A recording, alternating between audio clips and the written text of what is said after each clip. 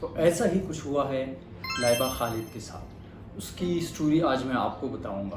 تو اسی کچھ 10 15 اور 20 دنوں میں ان نے اپنا ایم ڈی کیٹ پورا کا پورا تیار کرنا تھا اور ٹیسٹ بھی دینا تھا. تو پہلے کیا ہے اور نہ ہی اس طرح پاسبل ہے. ڈپریشن کا ماحول بنا ہوا تھا. ڈپریشن کے حالات کچھ ایسے تھے کہ کہہ رہی ہیں کہ ہم ڈپریشن کی وجہ سے رو رہے تھے. بچوں کی طرح سسکیاں لے کے ہم لوگ رو رہے تھے کیونکہ ہم نے کشتیاں جلا دی. جب کشتیاں جلا دی تو پھر کام بن بھی گیا.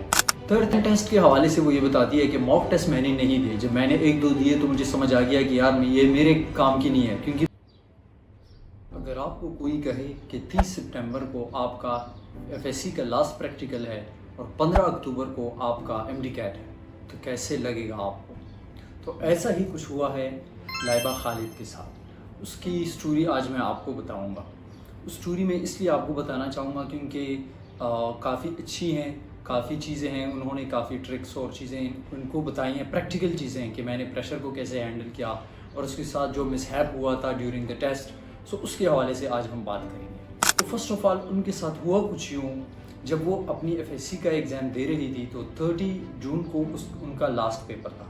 اور جب اعلان ہوا اس ٹائم پر ایک حکومت چینج ہوئی, دوسری آئی, تو ان کے مطابق ان کا یہ سین ہوا کہ 15 جولائی کو نصب تھا اور 20 جولائی کو ایم ڈی کیٹ تھا.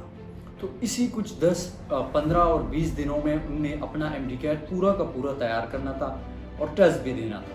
تو انہوں نے کیسے کیا اس کے بارے میں بات کرتے ہیں. اچھا, زیادہ تر اسٹوڈنٹ گیو اپ کر چکے تھے. وہ تو یہ سوچ رہے تھے کہ 15 دن میں ہو ہی نہیں سکتا, نہ کسی نے پہلے کیا ہے اور نہ ہی اس طرح پاسبل ہے. ڈپریشن کا ماحول بنا ہوا تھا.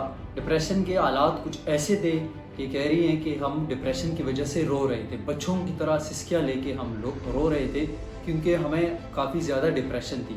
اور ڈپریشن کی سب سے بڑی وجہ جو یہ بیان کرتی ہیں وہ یہ کرتی ہیں کہ اکیڈمی کے جو عجیب قسم کے ٹیسٹ ہمارے سامنے آتے تھے جو کہ پتہ نہیں کہاں سے ایم سی کیوز لیے ہوتے تھے.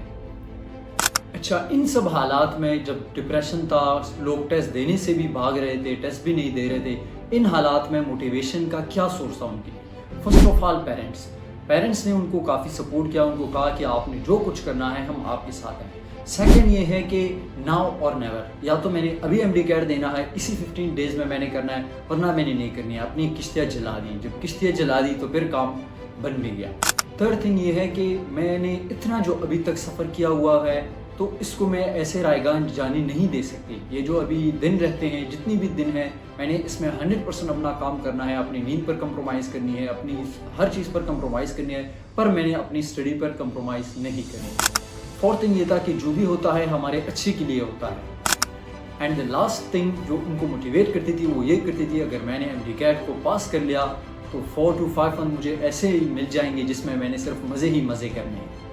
اچھا, گرینڈ ٹیسٹ کے حوالے سے وہ یہ بتاتی ہے کہ موک ٹیسٹ میں نے نہیں دیے. جب میں نے 1-2 دیے تو مجھے سمجھ آ گیا کہ یار یہ میرے کام کی نہیں ہے, کیونکہ میری پریپریشن بھی ابھی پوری نہیں ہوئی اور میں ادھر ٹیسٹ دے رہی ہوں تو سارا تکا میں نے کرنا ہے, تو اس کی کوئی ضرورت نہیں ہے.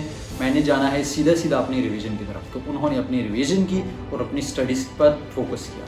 اچھا, لاسٹ 3 ڈیز میں ان کا یہ کہنا ہے کہ 3 ڈیز میں نے اپنے سارے 6 جو بکس تھے وہ میں نے کر لیے. ایک ریویژن میں نے سب کی کر لی.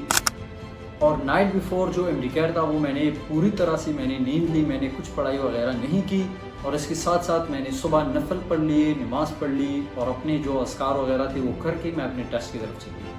اچھا, مس ہیپ کے بارے میں ابھی بات کرتے ہیں کہ ان کے ساتھ کیا ہوا.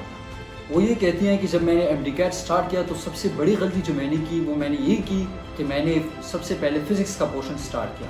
جب میں نے اپنی گھڑی دی کی تو 1 گھنٹے کے بعد مجھے یہ احساس ہوا کہ میں نے تو صرف 30 ایم سی کیوز ہی کی ہوئی ہیں اور باقی کے سارے جو ایم سی کیوز ہیں وہ ابھی میں نے 2 گھنٹے میں ہی کرنے ہیں.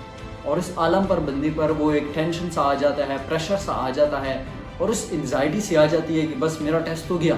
لیکن اس حالات میں انہوں نے سارا جو خود کو مینیج کیا, انزائٹی اور ڈپریشن کو تھوڑا سا اپنے اعصاب کنٹرول میں رکھتے ہوئے وہ آگے بڑھی. اور وہ ان کے مطابق یہ ہے کہ میں نے پہلے انگلش کیا, وہ جلدی میں نے وہ بھی ختم کر لیا, بایو بھی کر لی, پھر کیمسٹری کی طرف میں چلی گئی, وہ بھی کر لیا. اینڈ ایٹ دا اینڈ میرے ساتھ 30 منٹس پھر رہ گئے فزکس کے لیے. پھر میں فزکس کے لیے دوبارہ آئی اور میں نے فزکس کا بھی وہ کر لیا. ये स्टोरी बताने का आपको मकसद ये है कि आपने अपनी चीज़ों पर कॉन्फिडेंट रहना है। जो कुछ आप अभी तक आपने पढ़ा है उस पर आपने कॉन्फिडेंट रहना है, अपना विजन बड़ा रखना है। एंजाइटी और डिप्रेशन को आपका जो मेहनत है उसको ख़राब करने नहीं देना है। आपने काम करना है, फोकस्ड रहना है, और जो चीज़ आपने पढ़ी है बस वो काफ़ी है। And now you have to just express it in 3 और 3.5 आवर्स। यही वो घंटे हैं जो आपका फ्यूचर डिसाइड करेंगे। तो आपने इनमें बिल्कुल फोकस रहना है, इधर उधर का नहीं सोचना, ये फिक्र नहीं करनी कि क्या बनेगा क्या नहीं बनेगा। जो कुछ होता है अच्छे के लिए होता है। तो आई होप सो इस स्टोरी से आपको थोड़ी बहुत मोटिवेशन मिली होगी। And C you in a next video.